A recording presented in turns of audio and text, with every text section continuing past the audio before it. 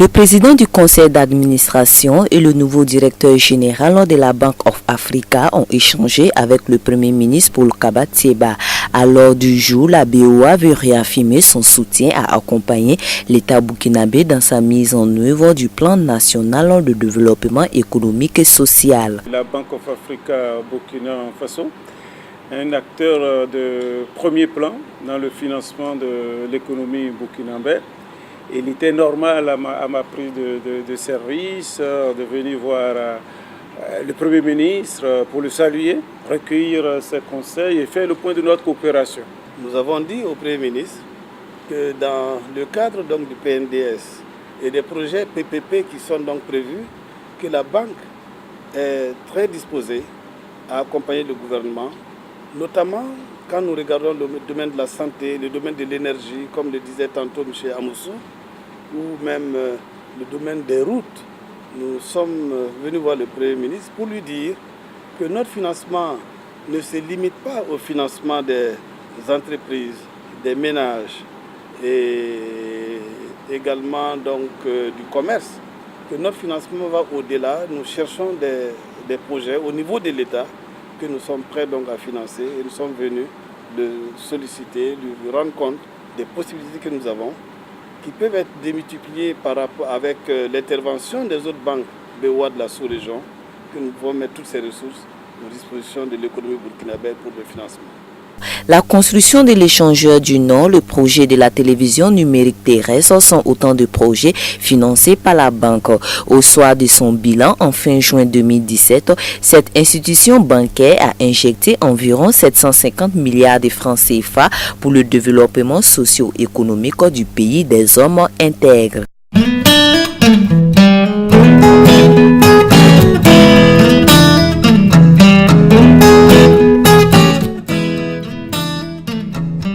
Les routes empruntées par les migrants de l'Afrique de l'Ouest passent pour la plupart par le Burkina Faso, par ailleurs terre d'accueil et d'hospitalité. Cependant, après cette pause dans le pays des hommes intègres, ces chercheurs de l'Eldorado continuent leur randonnée, leur conduisant le plus souvent vers un péril certain. C'est dans le souci de trouver des solutions humanitaires à ce phénomène qu'un cadre de concertation a été ouvert en ce jour. Initiée par l'Agence des Nations Unies pour les réfugiés HCR, cette rencontre a pour thème « Personnes en mobilité, quelle stratégie de protection ?» Vous avez tous vu à travers la télé, à travers la radio, soit des images, soit des articles concernant ces jeunes qui vont mourir dans le désert ou alors qui vont périr en mer Méditerranée. Et comme nous l'avions dit tout à l'heure, ça nous fend le cœur. Nul ne peut rester insensible à cette situation, à cette tragédie. Et il y a lieu de faire quelque chose, il y a lieu de prendre action. Donc le fait d'avoir organisé cet atelier aujourd'hui, c'est de rassembler tous les acteurs qui ont un mot à dire et qui peuvent proposer des solutions. Donc pour nous, c'est important d'être là avec les agences des Nations Unies, les bailleurs de fonds, les ONG. Vous savez, quand vous allez le long des frontières, vous verrez qu'il y a des acteurs là-bas, mais leur action n'est pas visible. Et il faut rendre visible ce qui se passe dans le pays. Il faut aussi alerter qu'il y a des jeunes qui partent. Rien qu'à Dori, nous avons constaté qu'il y a près de 500 personnes par mois qui traversent le Burkina Faso et qui vont au Niger. Ensuite, ils prennent le désert pour arriver en Libye. Et nous savons aussi ce qui se passe en Libye lorsqu'ils tombent dans les mains des milices. Alors, est-ce qu'on peut rester insensible à ça? Le HCR, en tant qu'agence humanitaire, a le droit, le devoir de faire quelque chose. Et c'est pour nous important aujourd'hui de réunir tous ces acteurs autour de la table pour discuter, essayer de voir comment nous pouvons rendre visible cette situation dans le pays, comment nous pouvons mettre en place un groupe de travail, un groupe de coordination. Et les Nations Unies vont apporter aussi leur appui au pays. Vous savez, l'UNICEF est là pour s'occuper des enfants. L'UNICEF peut s'occuper des enfants des migrants, par exemple. Nous savons que l'OIM aussi est là. Et il y a des migrants qui rentrent même qui sont déboutés, qui rentrent dans le pays. Ces gens ont besoin d'assistance. Et si on ne leur fait rien, ils vont reprendre la route. Quand on parle de la protection, cela sous-entend un problème de sécurité. La présente rencontre de 48 heures est placée sous la présidence du ministre d'État Simon Komporé, ministre en charge de la sécurité. La question qui est traitée aujourd'hui par votre cadre de concertation est une question éminemment importante pour la survie de l'humanité, de notre continent, l'Afrique, et de notre sous-continent, l'Afrique de l'Ouest. Important parce que lorsqu'on fait une analyse dans les communes, dans nos communes, qu'elles soient rurales ou urbaines, l'on constate que si rien n'est fait, nous courons le risque d'assécher les lieux, nos lieux de vie, nos lieux de production, les lieux où on crée la richesse qui permet d'envisager une juste répartition de ces richesses-là. Et pour des gens comme nous autres qui avons eu la chance d'aller étudier en Europe, on sait que l'Europe, ce n'est pas l'Eldorado. Je vais vous dire une chose. En 74-75, quand je quittais pour aller en France pour mes études, je ne savais pas qu'il y avait des mendiants en France. Et c'est quand on est descendu dans le trou, le métro, que j'ai vu des gens qui tendaient la main à des petits Africains comme nous pour demander l'aumône. Et ça m'a secoué. Et j'ai compris que la façon dont nous appréhendions la vie ailleurs, la misère est partout. Et on a besoin de faire en sorte que ses propres énergies soient réunies pour transformer ce milieu. Et cela, nous avons la capacité. La migration mixte est un phénomène non pas nouveau. Cependant, ces dernières décennies, les statistiques de l'Organisation internationale pour la migration sont de plus en plus alarmantes. De janvier 2017 à nos jours, on note à plus de 100 000 ces migrants ayant franchi les frontières européennes, tous dans l'espoir d'y trouver un Eldorado qui s'avère dans la plupart des cas des prisons.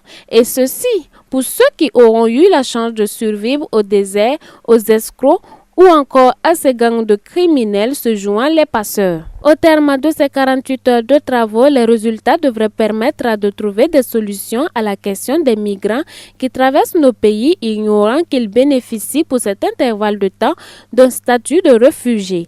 La misère est partout, il faut le dire, à chacun de rendre meilleur son cadre de vie.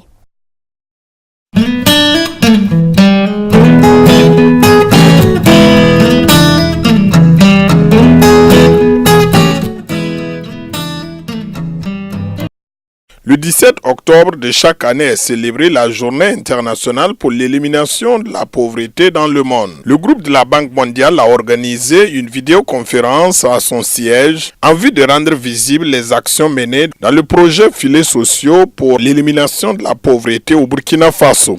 Le projet Filets sociaux, comme son nom l'indique, c'est un projet qui rentre dans le domaine de la protection sociale. La protection sociale, bien sûr, des groupes vulnérables et des personnes extrêmement pauvres. Donc nous intervenons essentiellement pour lutter contre l'extrême pauvreté et voilà, la pauvreté économique des ménages. Il faut dire que pour lutter contre la pauvreté, il y a plusieurs approches. Et au niveau du projet Filets sociaux, nous avons comme approche spécifique le transfert monétaire. Mais si vous verrez que lors des interventions que nous avons faites, on ne se limite pas uniquement au transfert monétaire parce qu'il y a un accompagnement très important qui se fait autour de ce transfert monétaire. Il y a effectivement les mesures, ce que nous appelons les mesures d'accompagnement. Les mesures d'accompagnement, c'est une batterie d'activités qui prennent en compte l'éducation civique, l'éducation des enfants, l'éducation à la santé, la nutrition, la sensibilisation sur un certain nombre de thématiques et même la formation sur la gestion de ces ressources-là. et vous verrez que les ressources qui sont données à ces bénéficiaires, ces bénéficiaires arrivent à les utiliser pour réaliser des activités génératrices de revenus. Pour le programme alimentaire mondial, la question n'est plus de lutter simplement contre la pauvreté, mais de l'élimination totale de la pauvreté et de la faim dans le monde.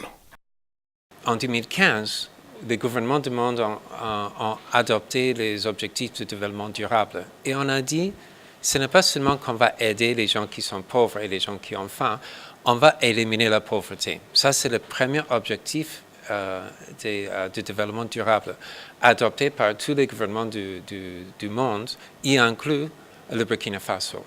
Et le deuxième objectif, c'est d'éliminer la faim et la malnutrition. Alors, vous voyez quelle distance on a pris dans un siècle d'un point de départ qu'il n'y avait presque aucune action, sauf les quelques individus qui agissaient dans un domaine de charité. Et maintenant, on a les institutions du monde qui disent on est déterminé à éliminer la pauvreté et à éliminer la faim. Bon, aujourd'hui, la Banque mondiale nous a convoqués. On est en train de parler des projets qui sont en place, dans un projet très important de la Banque mondiale ici au Burkina Faso, pour aider les gens qui sont les plus pauvres et pour les sortir de la pauvreté. Et voilà, ça c'est une direction que nous tous, on est en train de prendre, tous les partenaires, pour accompagner le gouvernement. Le PAM, de notre côté, d'une manière beaucoup plus modeste, on a aussi des projets pour nourrir les gens qui sont affamés, qui sont en crise ou qui sont dans une situation de malnutrition ou d'insécurité alimentaire chronique. Et on a aussi des projets pour sortir les gens de la pauvreté et de les rendre autonomes. Vous savez, la Banque mondiale, par essence, notre mission, c'est la lutte contre la pauvreté et donc appuyer nos pays membres pour booster une croissance partagée au bénéfice de toute la population. Dans le cadre de nos activités ici au Burkina Faso, nous avons un portefeuille extrêmement large de projets et programmes qui touchent à tous les secteurs économiques et sociaux. Mais nous avons la plus grande partie de cet appui que nous apportons au Burkina Faso va dans le cadre des actions sociales, l'éducation, la santé, la protection sociale. Justement, pour la protection sociale, il y a ce projet Filets sociaux qui est doté d'une enveloppe de 50 millions de dollars. Notre appui est un appui financier et technique. Donc il s'agit d'un projet national qui est financé pour le moment essentiellement par les ressources de la Banque mondiale. Nous espérons qu'avec la mise en place de l'infrastructure qui peut maintenant être déployée sur le plan national, que le gouvernement, d'autres partenaires pourront aussi injecter des ressources dans ce mécanisme-là pour qu'on puisse donc atteindre les populations les plus vulnérables. 41 pays étaient connectés à cette vidéoconférence en vue de rendre visibles les actions menées pour l'élimination de la pauvreté dans le monde et particulièrement en Afrique.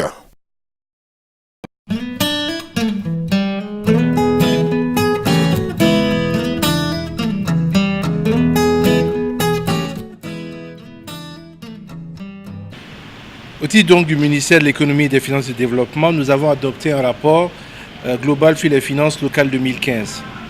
Ce rapport donc analyse les finances de l'ensemble des collectivités territoriales et peut vous donner quelques idées de grandeur. Les recettes pour 2015 de nos collectivités étaient estimées à 181,32 milliards et elles n'ont pu mobiliser que 62%. En termes de dépenses, c'était de 182 milliards et elles n'ont pu exécuter que 76 milliards. Il se pose donc un problème en termes de mobilisation des ressources et il se pose également un problème en termes d'absorption de ce qui est mobilisé. Donc il y a un certain nombre de difficultés qui ont été présentées. Il s'agit notamment de l'extrême dépendance des communes aux appuis extérieurs, du recul donc des dépenses de travaux de voies de réseau au profit des dépenses de construction de bâtiments. Et donc ce rapport fait 9 recommandations qui ont été prises en compte par le Conseil afin notamment de repenser le mode de financement de nos collectivités territoriales. Au titre du ministère de la Santé, le rapport a marqué son accord sur 6 rapports. Je voudrais peut-être en fait succinctement l'économie. Ce sont des rapports essentiels liés à des passations de marché qui visent notamment à accélérer l'acquisition, l'installation d'infrastructures d'un certain nombre d'éléments. Il y en a 6 et donc pour chaque rapport, il y a un certain nombre de lots sur lesquels vous pourrez venir dans les détails au niveau donc du résumé.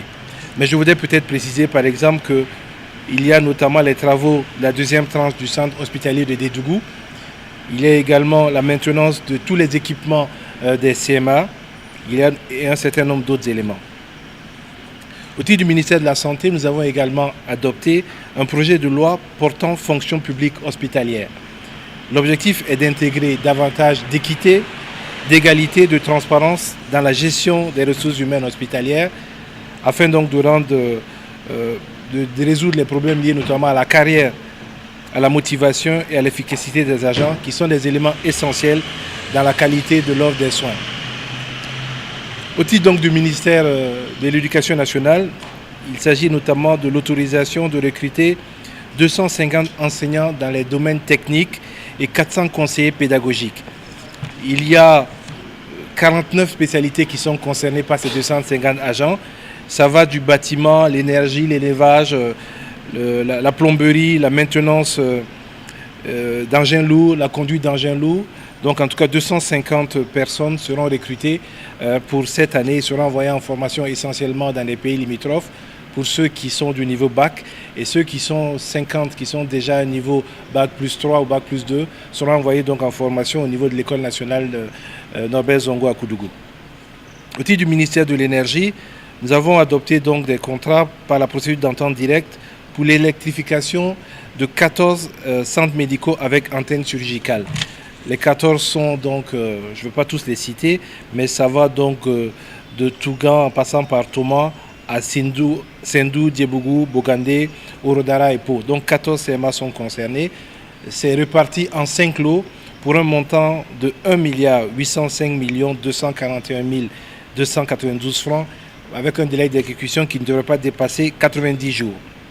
Pour le ministère des Infrastructures, nous avons approuvé donc des travaux d'attribution des marchés, d'entretien et de réhabilitation du réseau national. Il s'agit donc de 57 lots d'un montant de 17 926 273 712 francs CFA pour l'entretien à peu près de 5 123 km de routes à la fois bitumées, en terre et de pistes rurales. Pour vous terminer, donc, nous avons adopté le projet de loi portant ratification de la convention révisée de l'exploitation des transports ferroviaires entre le Burkina Faso, la République de Côte d'Ivoire et Citaraï. Au titre donc des communications orales, donc, il y a un certain nombre de communications qui ont été faites. Il s'agit notamment de la question de la dengue sur laquelle le ministre donc, de la Santé a fait le point et a rassuré le gouvernement sur les mesures qui sont prises, bien que l'ampleur soit importante, notamment en raison de poches où on a censé retrouver un certain nombre de parasites. Mais les mesures sont prises pour que cela soit traité dans les meilleurs cas.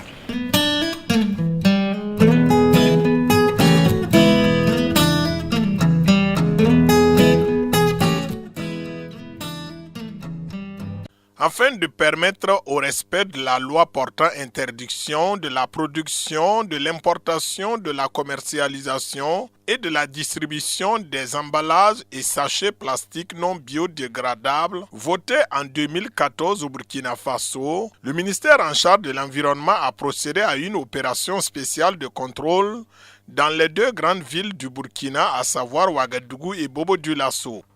Je crois que, comme vous l'avez dit, la question du péril plastique est transversale, puisque l'action du gouvernement est transversale et le ministère de l'Environnement est un ministère transversal. C'est pour dire tout simplement, le ministère de l'Environnement qui est en charge de la mise en œuvre de la loi 017, c'est dans ce souci que nous avons engagé l'ensemble des actions que nous menons aujourd'hui pour amener l'ensemble des citoyens au respect de la loi 017, portant bien sûr l'utilisation désormais des sachets biodégradables et de sa production. Aujourd'hui, vous savez, au niveau du gouvernement, nous demandons même à l'ensemble des départements ministériels que l'exemple soit donné au niveau de chaque département. Et vous avez vu devant notre porte, il y a des bacs à ordures et même nous avons dit une note pour dire, même les visiteurs, même nous-mêmes acteurs directs du ministère de l'Environnement, ne devons pas rentrer au ministère avec un sachet non biodégradable. C'est un engagement fort pour que nous-mêmes nous donnions l'exemple. Avec l'adoption de cette loi interdisant les sachets plastiques non biodégradables, le Burkina rejoint les pays comme la Côte d'Ivoire, le Mali, la Mauritanie, le Niger, le Rwanda, le Togo, le Tchad et la Tunisie. Il faut le rappeler, les sachets plastiques non biodégradables peuvent mettre environ 400 ans avant de se dégrader et présentent des impacts négatifs sur le plan environnemental, sanitaire et économique. Alors, ensemble, partons pour une grève illimitée de l'utilisation des sachets plastiques non biodégradables au Burkina Faso.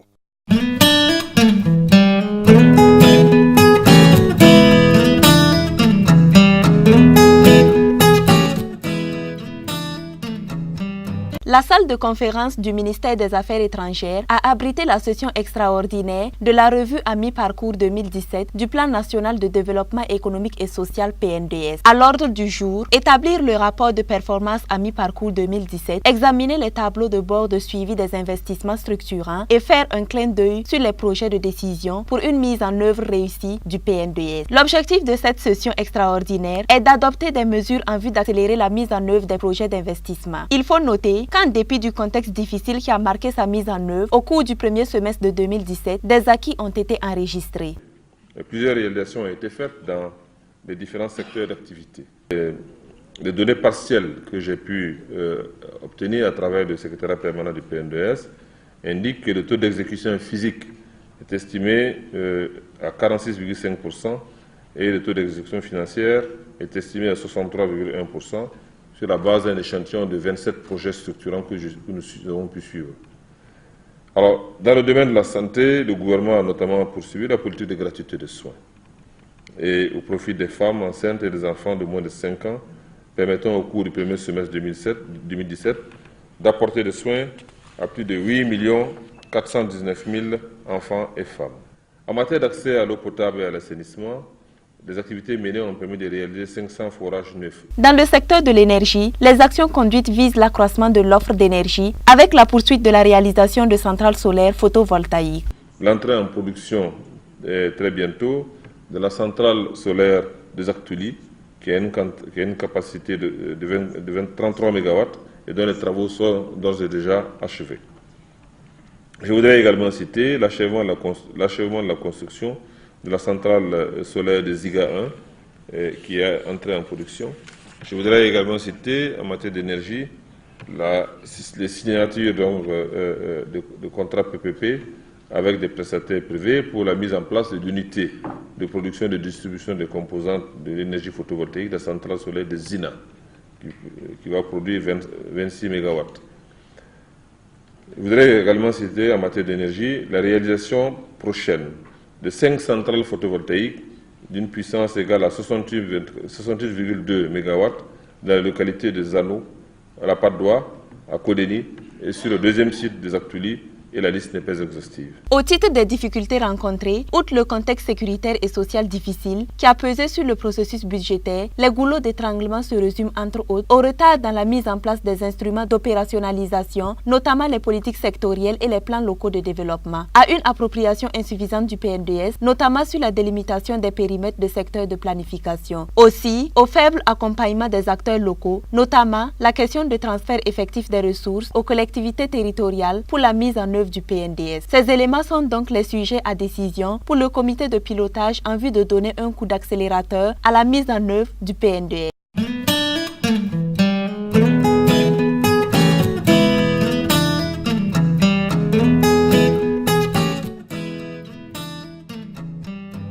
Nous devions avoir des règles de gestion des ressources humaines beaucoup plus efficaces.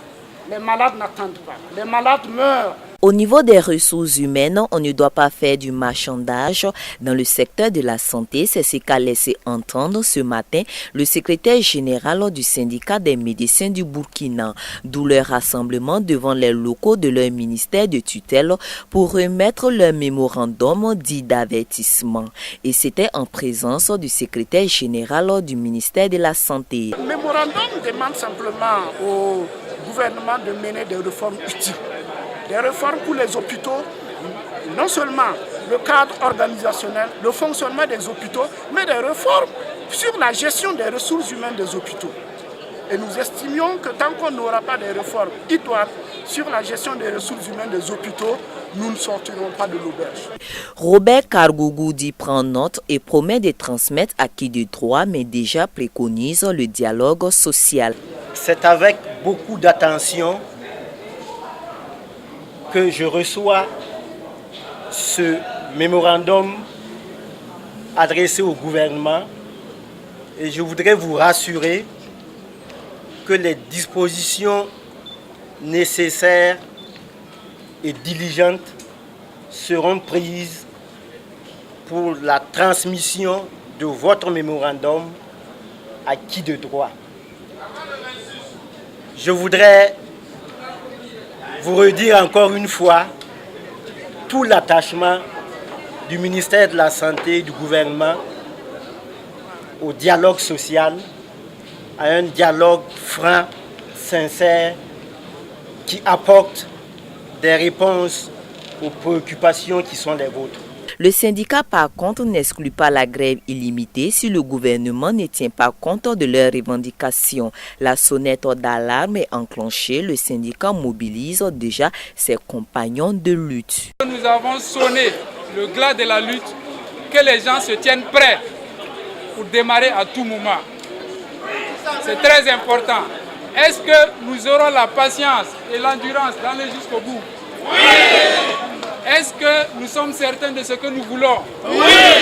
Est-ce que nous sommes prêts à tous les sacrifices pour avoir ce que nous voulons? C'est clair!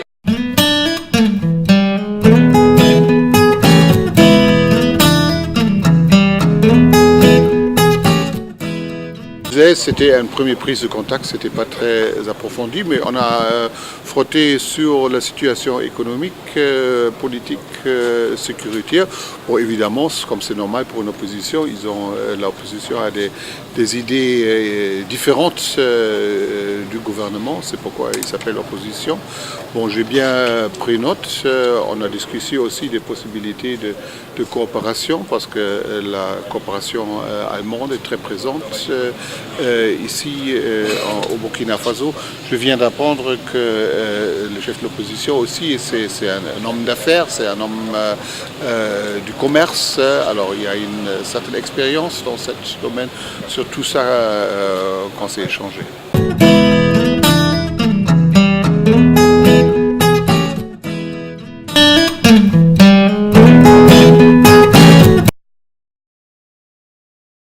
La salle de conférence de l'hôtel Ramada a abrité ce jour l'ouverture d'un colloque international.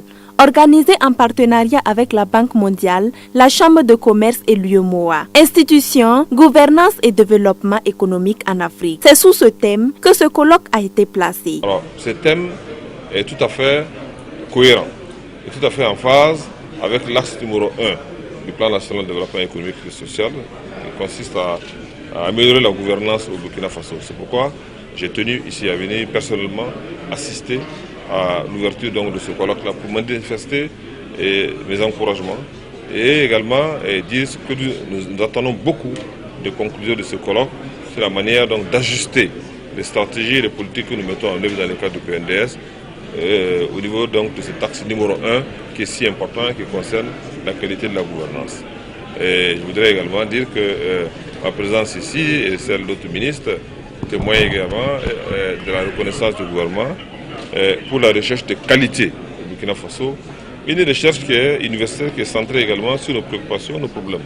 Et je voudrais donc encore une fois féliciter tous les organisateurs et toutes les éminentes personnalités, les grands professeurs qui sont venus du monde entier pour venir donc participer à ce colloque-là et dire vraiment que le gouvernement attend beaucoup de conclusions de ce colloque pour améliorer l'axe numéro 1 du PNDS qui concerne la gouvernance de notre pays. Gouvernance et politique économique, la qualité des institutions et le développement du secteur privé, c'est à travers ces trois axes que ce colloque sera ponctué. Il faut noter que ce colloque constitue une occasion importante pour asseoir un dialogue ouvert et prospectif fondé sur les expériences individuelles de différentes catégories d'acteurs. Les chercheurs, les décideurs publics et privés, partenaires au développement, ainsi que les organisations de la société civile se sont invités à cette rencontre de haut niveau. De façon concrète, nous avons prévu 2 plénières dans lesquelles on va discuter vraiment des questions, on va poser les tableaux, on va faire une leçon inaugurale qui va se passer tout de suite. Et ensuite, les différents chercheurs vont aller dans des groupes, dans des sessions parallèles, 3 sessions parallèles par jour pendant les 2 jours, et pouvoir discuter de façon détaillée des articles, des travaux qu'ils ont proposés, parce que réellement ce sont les travaux qui feront certainement l'objet de publications dans les revues scientifiques. Donc ils vont discuter et les débats vont porter sur les articles ou les papiers que chacun proposera. Nous avons réussi, vous devez comprendre que nous avons quand même mobilisé plus d'une trentaine de chercheurs d'Afrique et d'ailleurs. Nous avons plus de 10 pays africains qui sont présents. Et nous avons des chercheurs qui sont venus d'Europe, notamment de France. Et je pense que vraiment, à mon avis, le cru sera très bon. C'est dans ce contexte, aux attentes variées, que se situent les enjeux et les défis de ce colloque international qui va durer 2 jours. Les concepts d'institution et de gouvernance mobilisent plusieurs disciplines telles que l'économie, la sociologie et bien d'autres disciplines. Ceci permettra aux uns et aux autres de chercher à comprendre les causes et les effets des différentes mutations institutionnelles observées.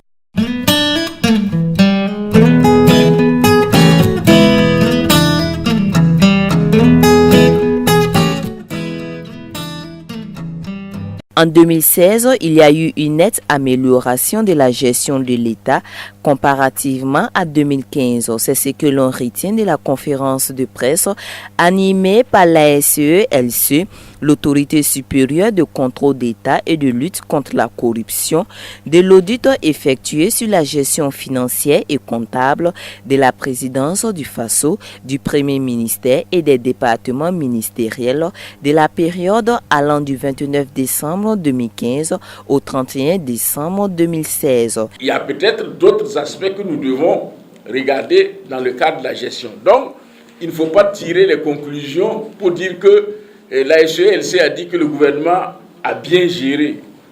Non, l'ASE-LC dit qu'il y a une amélioration de la gestion dans les points de contrôle que l'ASE-LC a eu à faire. Et ces points de contrôle ont concerné la commande publique, les comptes de dépôt, les régies d'avance, le carburant et les lubrifiants. Toutefois, ces investigations ne se sont pas faites sans difficulté. Le refus de certains gestionnaires de communiquer les documents, bien que la loi les y oblige, l'inexistence de certaines pièces justificatives, le très mauvais archivage des pièces justificatives, l'existence de pièces justificatives irrégulières, mauvais format, absence de date, de signature idoine, de cachet, etc. Le mauvais archivage de ces pièces justificatives qui viennent en retard, les pièces justificatives fabriquées pendant le déroulement de la mission ou a posteriori et transmises aux équipes de mission. Dans le cadre d'une meilleure gestion de l'administration publique, l'ASE-LC, par la voix de Luc Marius Ibriga, n'a pas manqué de formuler quelques recommandations, à savoir la réduction du nombre de comptes de dépôt, l'élaboration d'une réglementation uniforme pour la gestion du carburant et lubrifiant, et annonce par ailleurs que dorénavant, l'ASE-LC n'acceptera plus de pièces justificatives après les travaux des contrôleurs d'État. Car, dit-il, nous sommes juges de la régularité et non juges de l'opportunité.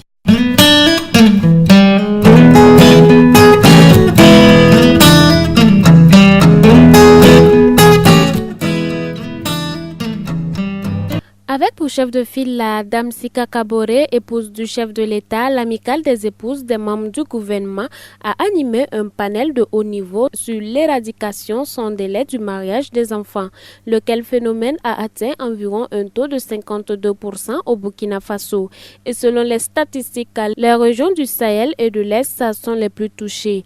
À tour de rôle et selon leur domaine de spécialisation, elles ont présenté à leur époux présent et au reste de l'assistance les causes de ces mariages précoces, relever les conséquences sur les victimes et enfin évoquer les défis et opportunités pouvant les aider à atteindre leurs objectifs communs. Modératrice d'un jour au compte de cette plateforme multisectorielle, la First Lady du Burkina Faso a invité les époux présents dans la salle à donner leur position face au projet d'éradication du mariage forcé que nourrit leur épouse. À cet effet, l'un après l'autre, ils se sont engagés avec leurs départements respectifs à apporter leur pierre à l'édifice. Quelle est la cause du mariage précoce? Donc, vous dites c'est pour éviter que ma fille perde sa virginité avant le mariage. Ça veut dire qu'il faut agir sur ces éléments. Et je m'attendais à ce que mon frère Dadjinou nous dise concrètement quelles sont les actions fortes au niveau des médias. Parce que c'est ça, les images. Et la ministre de la Femme, de la Solidarité et de la Famille, Laure Zongo-Yen, d'exprimer son soulagement dû au fait qu'elle ne se retrouvera pas toute seule dans cette lutte pour l'épanouissement et l'autonomisation de la jeune fille et de la femme. Je pense que cette session de ce matin doit nous conforter toutes et tous que nous devons continuer à faire confiance aux femmes.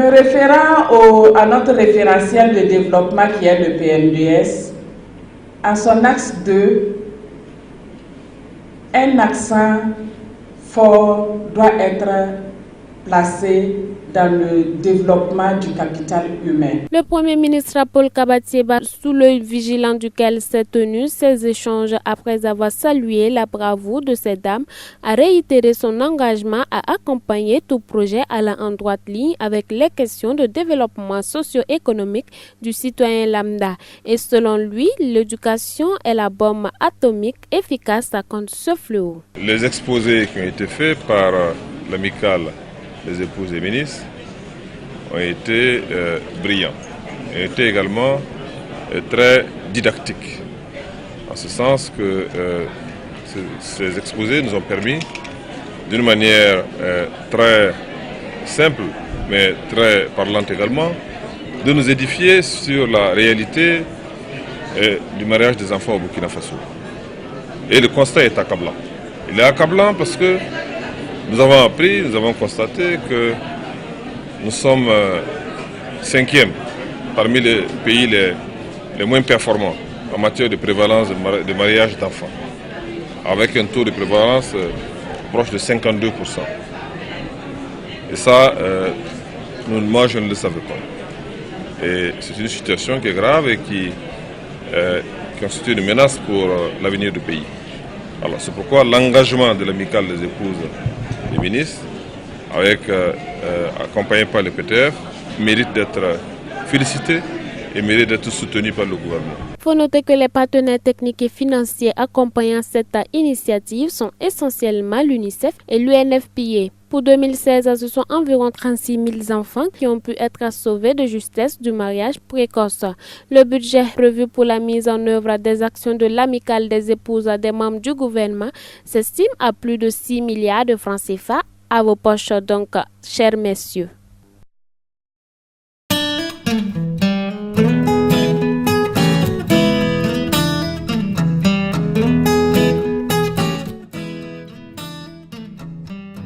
La Coordination nationale des jeunes pour l'environnement et le climat tient sa deuxième conférence annuelle sur le climat à Ouagadougou. Conférence qui est la conférence nationale des jeunes sur le climat et les ODD, et au cours de laquelle donc, il y a COP University Burkina.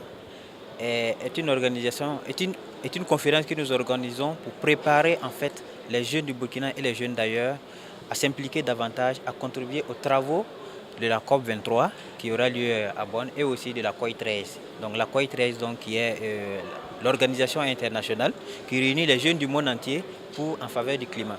Donc ici, cette année, nous avons choisi de contribuer, de recenser, de condenser nos débats sur la contribution nationale déterminée du Burkina.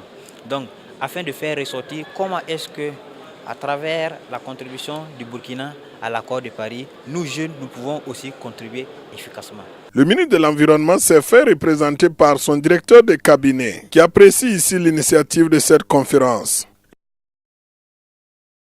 Je voudrais avant tout féliciter les initiateurs. Voyez d'abord la composition non seulement du présidium, mais aussi de la salle. Pour une structure qui n'a que 2 ans de vie, il faut le faire. Vous savez très bien que l'État, le gouvernement, à lui seul ne peut pas tout faire. Et lorsque nous avons des structures, singulièrement des structures de jeunesse, à même de relever des défis nobles, le gouvernement ne peut que les accompagner et le ministère en charge de l'environnement ne peut que les accompagner. D'autant plus que ici nous parlons de quoi? D'environnement. Et le représentant de l'Union européenne l'a dit, le développement rime avec quoi? Paix et environnement. Et voir des structures qui œuvrent pour la préservation de l'environnement, j'avoue que cela répond à la lettre de mission de monsieur le ministre en charge de l'environnement et nous ne pouvons que nous engager. Le patron de la cérémonie qui s'est fait représenter invite tous les Burkinabés à se lever pour la lutte contre les changements climatiques. Je me réfère souvent aux autorités, mais les gouvernements ne doivent pas être les seuls à prendre les mesures. Et je suis extrêmement content d'être ici aujourd'hui avec une représentation tellement large de la jeunesse du pays. C'est quelque chose que ce n'est pas simplement les autorités, c'est l'ensemble de la société. Les entreprises, les villes, les régions, la société civile, la population dans son ensemble, nous tous jouons un rôle décisif contre le changement climatique. Travaillons donc ensemble pour atteindre les objectifs ambitieux que nous nous sommes fixés et pour répondre ainsi aux attentes des générations futures. Ils sont environ 200 jeunes venus de 9 régions du Burkina, du Niger, de la Guinée et du Bénin pour prendre part à cette 2e conférence nationale des jeunes sur le climat au Burkina Faso. En attendant l'édition 2018, la coordination sera représentée à la COP23 à Bonn, en Allemagne.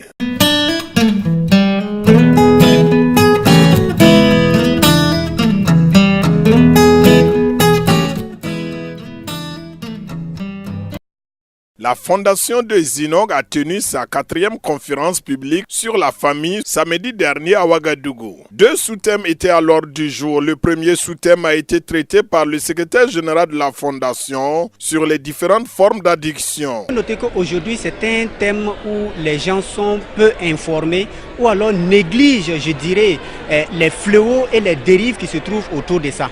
Effectivement, nous avons donné les différentes formes d'addiction qui concernent notamment la nomophobie, qui est justement le fait d'être stressé lorsqu'on perd le téléphone. Nous avons traité les thèmes également concernant les jeux pathologiques qui envahissent aujourd'hui et qui minent la jeunesse. Nous avons traité également les questions telles que la boulimie et puis la dépendance sexuelle.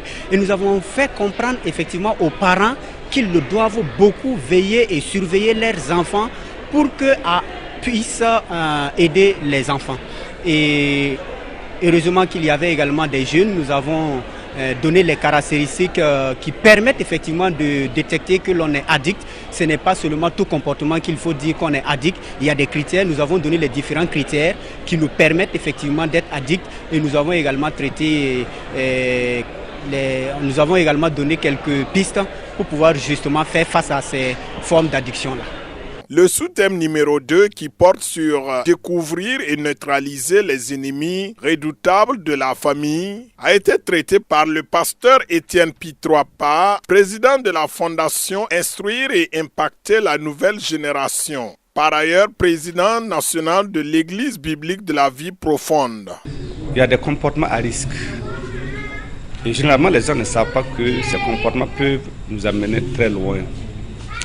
Et c'est petit à petit que les choses se compliquent et on arrive à un point où on se retrouve dans des conduites addictives.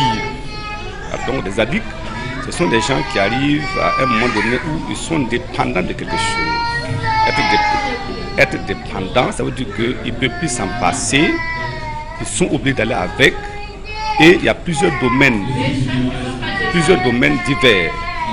Alors, vis-à-vis desquels nous avons besoin de comprendre qu'au niveau du téléphone, au niveau même du comportement, vous voyez, aujourd'hui, les jeunes sont dans la perversion. Pourquoi? Parce qu'ils entrent dans l'Internet, ils vont regarder de la pornographie, ils vont regarder des vidéos et ils finissent par avoir cette conduite-là de perversion virtuelle, avec un monde irréel. Ensuite, ça serait leur propre corps et par la suite, c'est des partenaires réels. Et donc, ça amène les enfants dans une position où alors ils sont perdus. Vous voyez, aujourd'hui, vous avez aussi des conduites addictives avec des produits tels que la drogue, l'alcool, la cigarette. Alors, comme vous avez vu dans l'exposé, que les jeunes ont des mots d'ordre.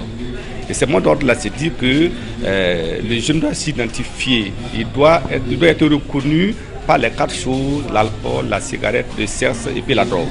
Ce qui fait que la majorité des jeunes s'embarquent dedans et nous nous trouvons dans des situations très complexes. Dans les écoles, vous voyez, nous avons fait le tour de plusieurs établissements, nous avons fait le tour des, comment on appelle ça, des régions, à part Bobo Dioulasso dans le cadre des UNO. Vous verrez que c'est alarmant, les gouverneurs sont désemparés, les maires, ça peut faire. Alors donc maintenant nous sommes dans une position où c'est très complexe et nous disons nous devons faire quelque chose pour que les gens soient informés. L'Église doit être informée et prendre des mesures pour sortir de là. Après l'exposé des 2 sous-thèmes, le pasteur Étienne Pitroapa a procédé à une prière pour les foyers et familles des participants à cette 4e conférence publique sur la famille.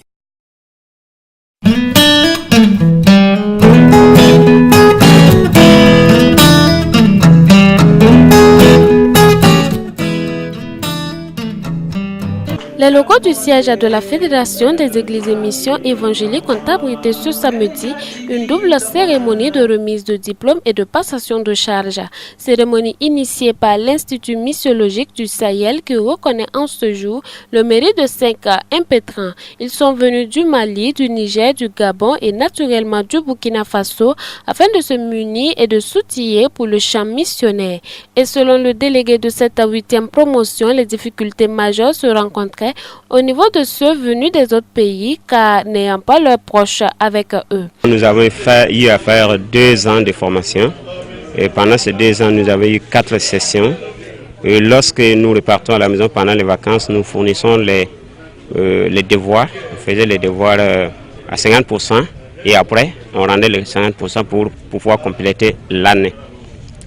Maintenant les difficultés c'est que nos différents étudiants sont venus d'ailleurs et nous n'avons pas eu leur épouse à côté de nous et puis encore nous-mêmes les déplacements souvent, mais Dieu nous accompagne, donc vraiment nous remercions Dieu. On n'a pas eu assez de difficultés comme ça. Et le prédicateur choisit pour cette occasion d'intituler son message comme suit. Tout pour être le meilleur de sa génération. Il dit être porteur d'un message d'encouragement, d'exhortation afin de booster ces nouveaux missionnaires à se donner à fond dans le champ. Le passage de base fut celui du livre des Actes des Apôtres, le chapitre 8, du verset 5 au verset 14. Être le meilleur dans sa génération. Être le meilleur aujourd'hui dans un monde changeant, mais où la confusion règne et domine. Martin Luther King invitait chacun à être le meilleur, quel que soit le travail qu'il a à accomplir. Si dans le monde, le besoin de telle personne est réel, combien en est-il dans l'Église? Nous sommes au service de Dieu vivant. Et il est nécessaire de bien faire le travail que lui, il nous confie. Nous n'en avons donc pas le droit d'accomplir mal notre tâche à cause des difficultés qui vont s'ériger ou qui vont se présenter devant nous. Le salut d'une âme a une très grande importance. Le passage que nous venons de lire ce matin, notre texte de base de Actes 8, nous dit que Philippe est parvenu à changer positivement toute une localité en quelques instants. Quand il est allé en Samarie annoncer la bonne nouvelle, Des foules toutes entières étaient attentives. Des esprits impurs sortirent. Des paralytiques marchèrent. Le verset 7. Et même le verset 9 nous dit que même le plus grand féticheur de la zone était confondu. Place à l'acte principal de la première partie de cette cérémonie. 4 lauréats présents, accompagnés de leur épouse, ont reçu leur parchemin de fin de formation, faisant d'eux des missionnaires accomplis aptes pour le champ missionnaire. 2002-2017, le directeur Joël Gray passe la clé de l'IMS à celui qui était auparavant son second. Vous avez beaucoup de dons, beaucoup d'expérience et beaucoup de capacités. Je ne doute de votre dévouement. Que le Seigneur soit votre guide et votre appui. Appuyez-vous sur le Seigneur tous les jours. Ne cessez de rechercher sa face. Ancrez-vous dans sa parole. Soumettez-vous au Saint-Esprit. À Dieu soit la gloire. Amen. Amen. Désormais, c'est le pasteur Urbain Ouedraogo qui prend les rênes de l'Institut missiologique du Sahel, fondé par la mission protestante SIM, dont le but principal vise à stimuler une passion pour Dieu et la mission. Et le public SIM est le corps pastoral sans distinction de dénomination. Nous prenons aujourd'hui la direction de l'IMS à un moment où le programme de formation est en pleine restructuration pour un système de formation par session. Aussi, le contexte global dans lequel nous sommes aujourd'hui nous oblige à prendre en compte de nouvelles données sur la mission et la formation. De nombreux chantiers que je ne pourrais citer ici sont donc en cours ou à venir, et chacun de vous a une place importante par la prière, les avis, les conseils, les suggestions, l'assistance technique et financière, la promotion, etc. C'est à nous qu'il appartient d'écrire une phase importante de l'histoire de la missiologie, alors que chacun soit prêt, car c'est aujourd'hui que ça commence. C'est terminé pour la 8e promotion de l'IMS et les inscriptions sont lancées pour la nouvelle année académique qui commence avec une nouvelle direction. Cet institut interdénominationnel dont le but principal est de former des missionnaires pour l'œuvre divine, gagner des âmes à Christ dans l'espace francophone d'où viennent d'ailleurs les étudiants, est situé à Gampela, à quelques encablures de la capitale du Burkina Faso.